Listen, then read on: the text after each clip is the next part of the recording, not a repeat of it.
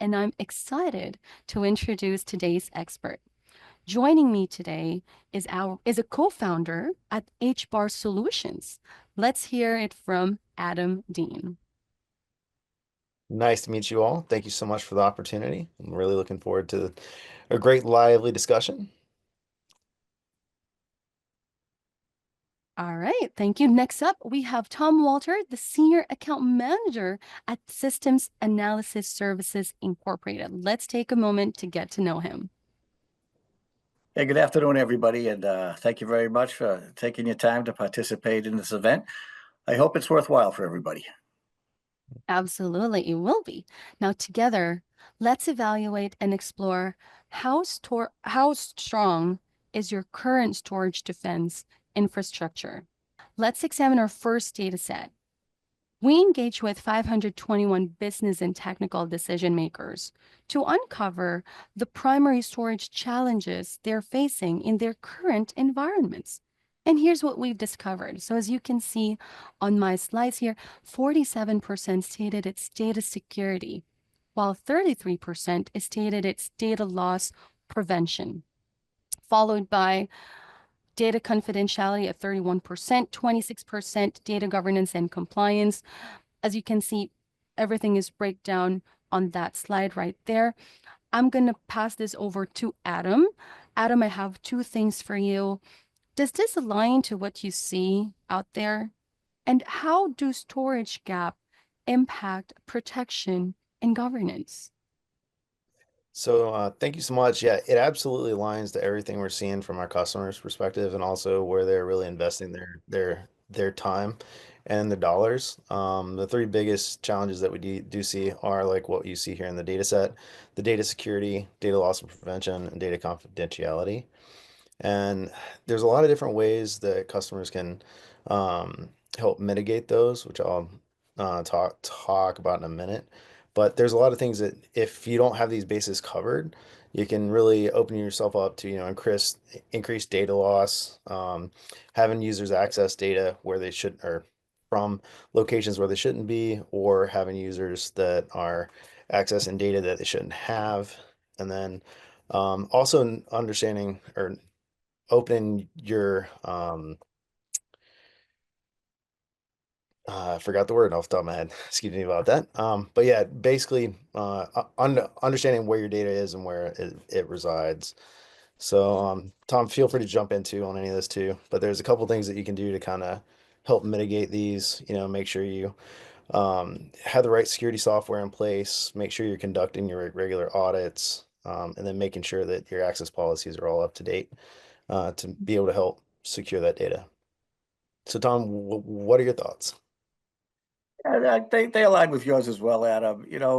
It's definitely the top couple. Certainly, data security. Kind of broad statement covers everything, but it's what we're seeing is that our clients are most concerned about the loss of the data. So what we're seeing is that the majority of the attacks take the form of ransomware, where the data on the storage array is encrypted by the attackers. So what we're doing is talking to them about how the array, certain arrays have the ability to read, encrypt, and write, or look at those actions on the system, and then can proactively alert you that this stuff is going on and enable you to take the steps to stop it, whereby you're protecting your data and keeping it away from the attackers. Thank you. Thank you so much for that, gentlemen. Moving on to the next slide. We reached out to the same group of business and technology decision makers to gain insight into their storage plans and priorities for 2025. As you can see on the data that we've gathered, 34% of them stated it's cloud migration or expansion, while 25% stated AI-powered storage management solution, disaster recovery planning at 21%, followed by 18% that says data governance and compliance upgrades. And as you can see, everything is breakdown in there as well. Now I'm going to pass this over to Tom. I have two things again for you, Tom. What do you think about these data? And what are the most effective storage strategies for today's threat landscape? Yeah. So when we discuss this internally, what we're seeing and hearing from our client base is really a couple of things. It's the disaster recovery planning is very important. The data tiering is important, and the on-premise storage infrastructure investments. We see those as the top three things from our base of clients. So in terms of how do you combat this? The reality is that if an attacker targets you, you're going to get attacked.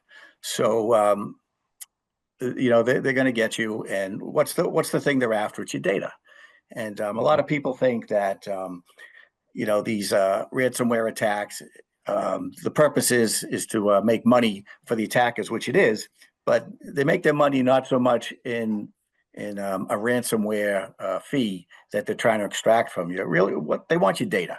They want your data so they can sell it, and that's where they make their big money. So the challenge is how do you stop the theft of the data? And most companies have strategies in place that involve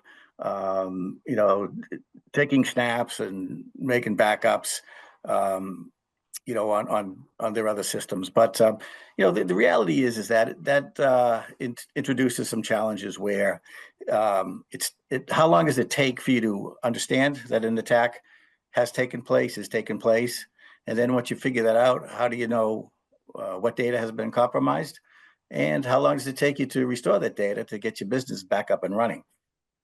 So it can all be done, but if you're running a business where if you're going to go out of business, if you can't get your business back and running in hours, it's really challenging. So what we're talking to our clients about is there are systems out there that can do it very fast. So just one thing to add on the traditional methods of protecting your data.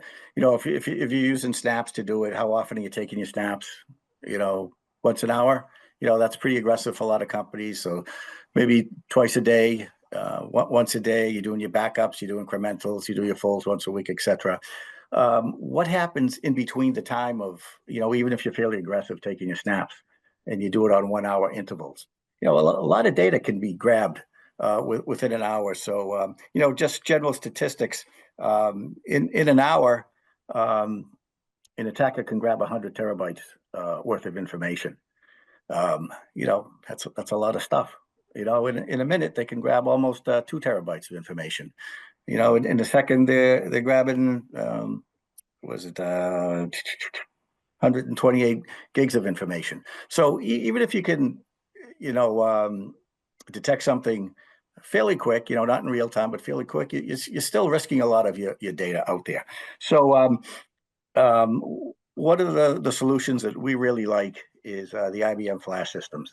And the reason is that what they've done with these flash systems is taking all the experience that they've developed over the years with their mainframe platforms and ported this down into mid-range systems. So what they've done is they've made all this very sophisticated and workable, tangible functionality in an affordable box. So what they have done is they've patented this technology, and what it does is this technology analyzes every I/O coming into the system. So it's reading every read, it's reading every write, and it can determine whether there are anomalies going on, or if the data is corrupted, and if so, it alerts you in real time. So in theory, you've got the data being analyzed. It's coming into the system. The system detects an anomaly.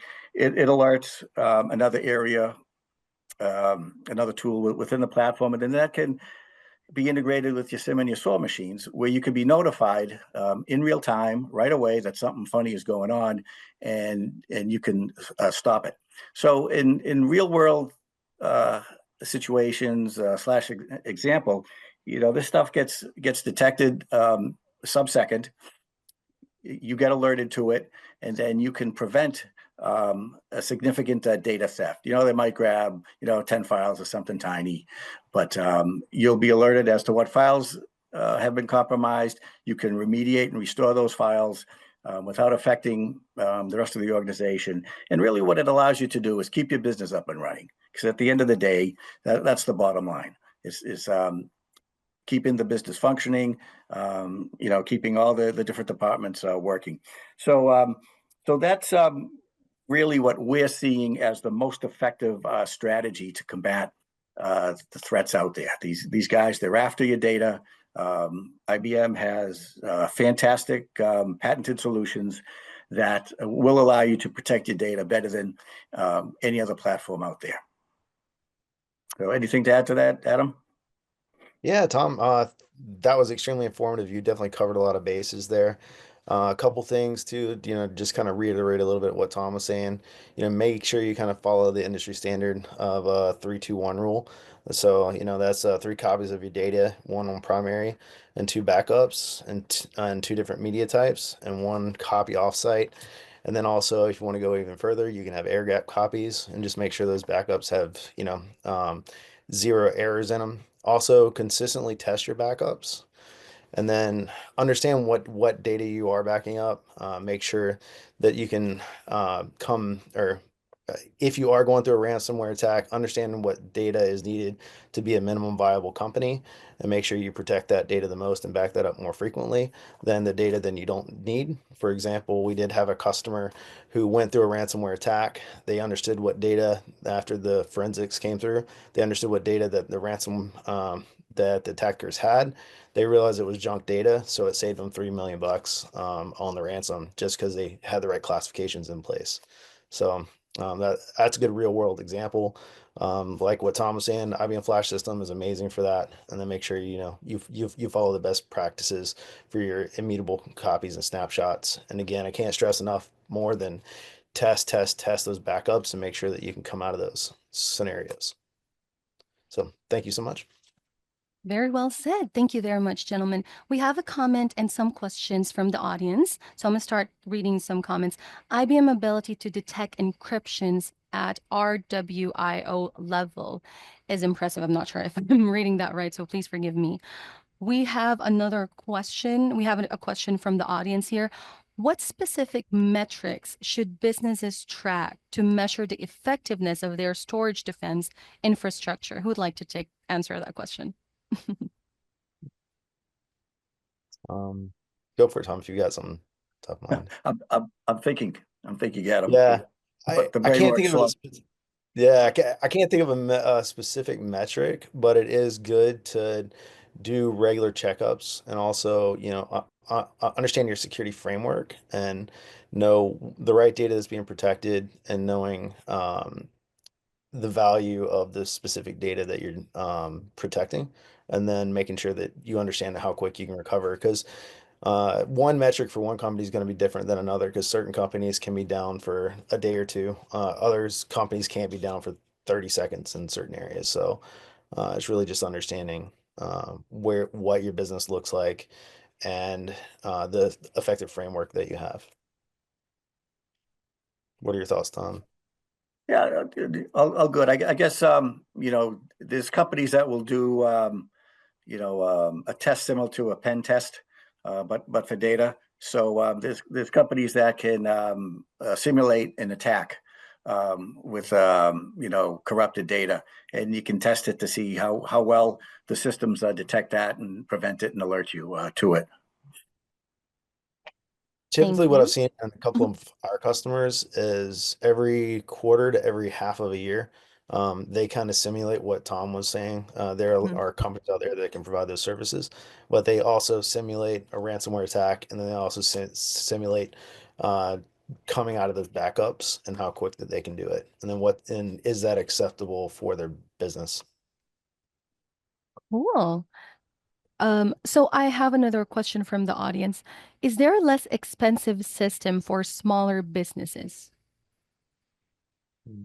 Well, I'll take that, Adam.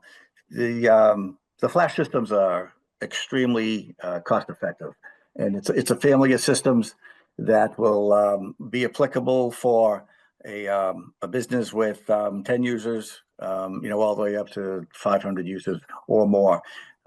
So if you're concerned about whether or not an IBM flash system is the fit for your business, I'd say investigate it. We can help you out with that. I'm sure Adam's outfit can help you out with that. And they always say you can make the price work. Yep. Agreed, Tom. Thank you. Now for our last data set. This is from business and technology decision makers. Here's what our respondents are focusing on in terms of cloud or on-premises technologies over the next 12 months.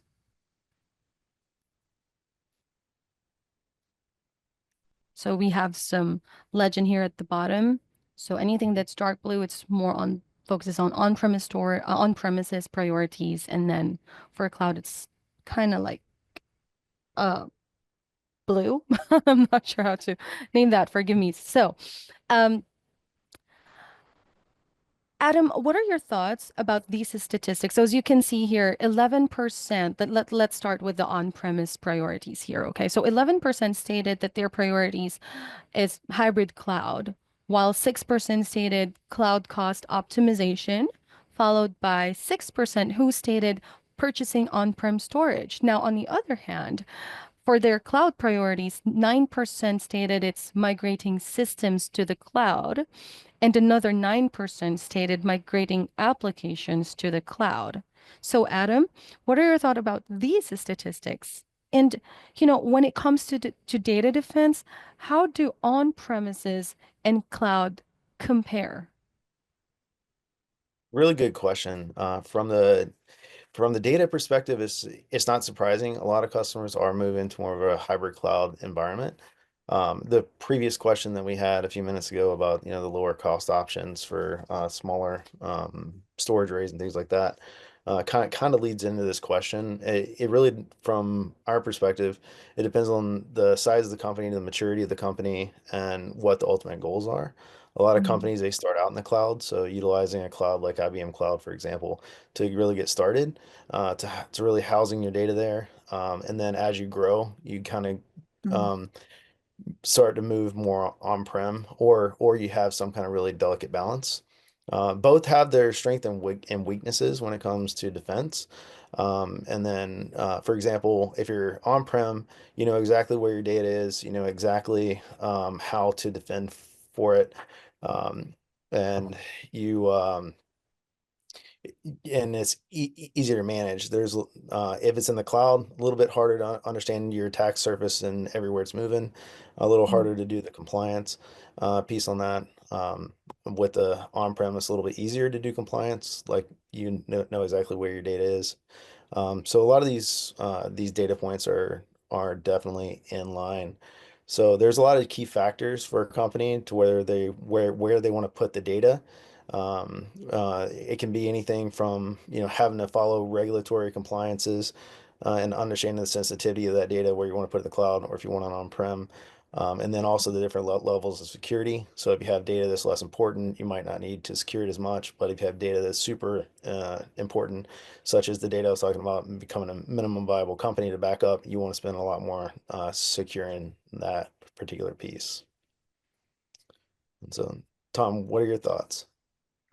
Yeah, so what we're seeing is, I guess to your point there, Adam, most companies are going with a hybrid approach.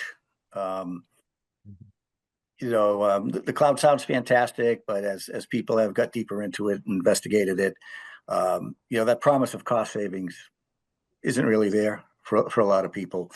And you lose a level of control, like you were saying, Adam, when you put it in somebody's hands. And yeah, you can have SLAs and you could have, the SLAs detailed to whatever level you want, but you still are giving up a level of control. So we're finding that a lot of companies will keep that really sensitive and business critical data on-prem and put the other stuff up in the cloud. So it's a level of data tiering, and you're using these different methods of doing it. But that's what we're seeing. Thank you. we have a bunch of questions from the audience. Let me read off one of them. So, what lessons can small and medium-sized businesses learn from large enterprises about building robust storage defenses? Oh, that's a really good question. Yes. Um, So one of I the would big, say what's most important is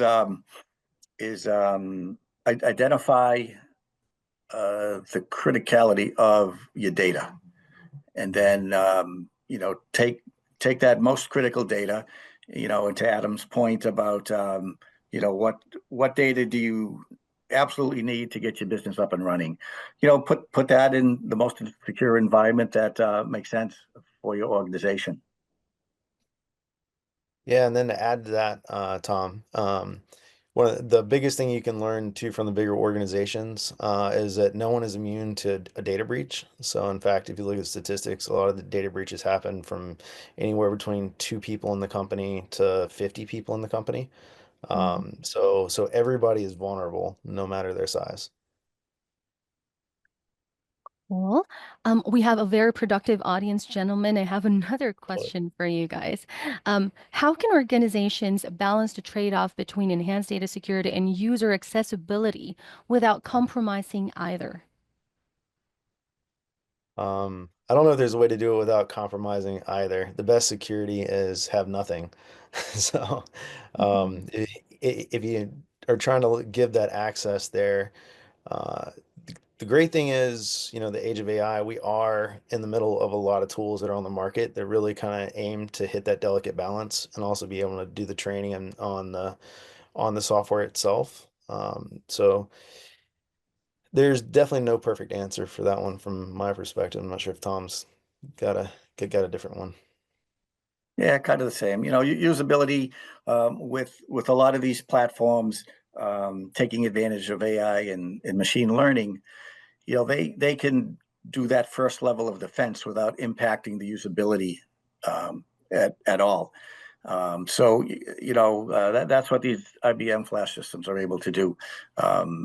Detecting the anomalies, doing the inline data corruption detection, stuff like that. These systems have processing power built right in to the drives that they utilize. So when it's doing all this, it's not not only not affecting usability, but it's also not affecting performance of the platforms. So if you're running, applications that require, very low latency, it's a great fit for that stuff. And they're taking advantage of, the advances in machine learning. You could also have user behavior built into Mhm. these systems. So I'm working on a system, and I go to access some file that I haven't accessed in 3 years. The machine can detect that and put a stop to it, and ask a system administrator, hey, should Tom be looking at this particular file? So there's things like that really enable a high level of protection, minimal invasiveness to the end user. And these things are, now available, to the SMB marketplace. It's not just for mainframes anymore. Yeah. Perfect. Thank you so much for that. Okay, I'm just going to showcase this one more time. And another question from the audience. Some says IBM Flash System Management interface is complex and requires a learning curve. What are your thoughts and other alternatives? Well, that's for the IT staff. It's not for the end users.